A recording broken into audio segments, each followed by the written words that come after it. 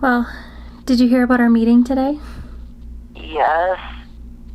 I'm sorry, did I say that rudely? I meant, yeah. No, I know. I think Jen probably told you we are on your side. Not that there's sides, but you know what I mean. Well, there is, and it even sounds like, from what I gathered from the girls, even Beth is. It's just, and even Paul's the director of nursing, he even said in the meeting, this is all me. Like, he said it last week. That aggravates me. He's such an egotist. He said this last week, and he said it again this week. He said, he even acknowledges, your team is A-okay with you, things are fine, things are going great, but I'm the deciding factor, and I want to make sure that this is a good long-term relationship, so I'm going to bump you up only to 3 hours, he said last week. And then this week, he kept me at the same, and we don't even get to meet next week. We don't meet for another 2 weeks. So for a month, I don't have barely any access to my daughter. They acknowledge the fact that, I mean, they've never even accused me of being, like, threatening or anything, because I'm not. I mean, you guys know me. That's, like, not who, that's laughable. That is not me. And so they haven't even tried, because I know they probably couldn't find a soul to even lie for them. I don't think anyone would. Right. And so, you know, their whole thing is, well, no, your nurses are scared of you, you know, basically hitting a record button and suing.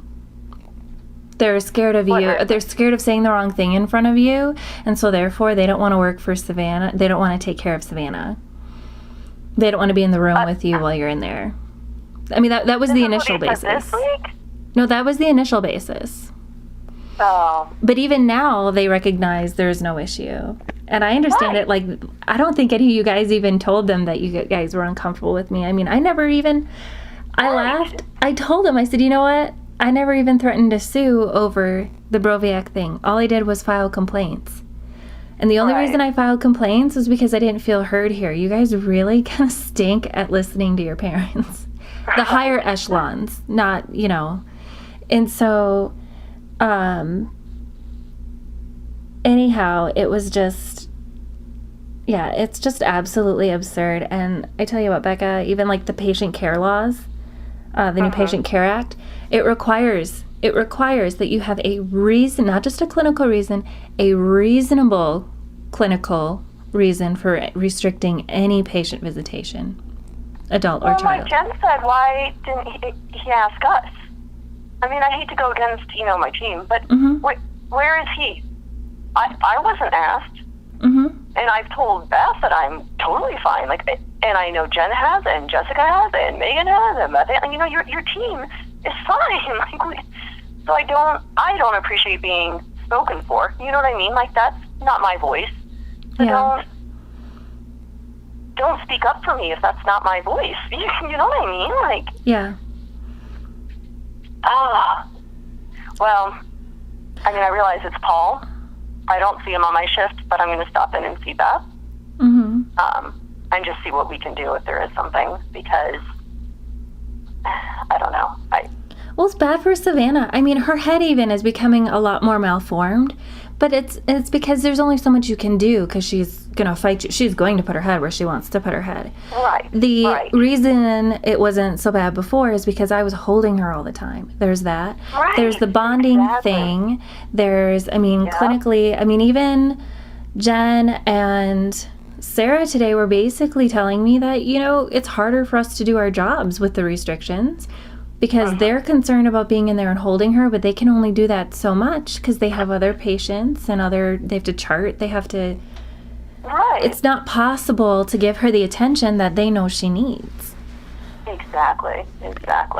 Well, and we like you. Your mom, we want you here with her, you know? It's, I mean, I understand that there was an incident, and it was addressed, and there was a consequence, and it was followed. So let's move on. You know? But even that, even with that incident, like, if in a moment of panic, in a trauma situation, if in a moment of panic, the worst thing I do is hit a record button and send a complaint to a higher echelon, I don't even think that is worth restrictions. I mean, they were telling me about some of the parents you guys have. if I had gone off and been belligerent, or if I had made you guys feel like you were in fear for your physical safety, yeah, throw me the book. You know, I think you should throw no one should treat you guys like that. But that's never happened. Right. And no one, and everyone knows that, and it's not even in question, and it's like, no, I don't think that this is appropriate at all. Yeah. I really don't. And I think it's hard for us as nurses, because we're like, well, where's our voice? You know, why aren't we being heard when we are the ones that are there with you? Yeah. You know, like how can someone speak for us that isn't there? Mm-hmm. And I really enjoy you guys. Like, I had fun hanging out with not just Savannah, but, you know, Jen and Sarah, too. And Sarah didn't even have us today. You know, she just came by because she wanted to say hi and stuff. Right. So, I mean, yeah, you guys must be very scared of me if you are making it a point to stop in and say hi. We're shaking in our boots. I mean, really, well, and, you know, to me, I feel like that's insulting, too. Like, sorry, I was grabbing supplies and just dropped the phone.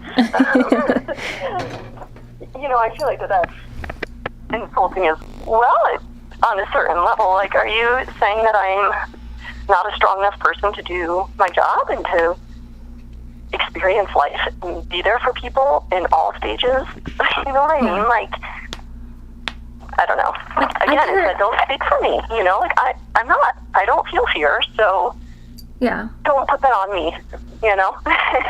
And I know Kim wouldn't even say that. You know, like, and she was the one that that like I was sure that she like made it. I never ever said she was a bad nurse. She is a kick-ass nurse. She is wonderful. Yeah, she is. But I really felt like there was a wrong call. And maybe not even necessarily like, maybe it's a procedure thing, you know, because I know that they have their SOPs on like when to call surgery. Okay, look at your SOPs and say, okay, if it gets to be like silver dollar size or golf ball, make sure you call surgery after Broviac, you know, because you guys do them all the time.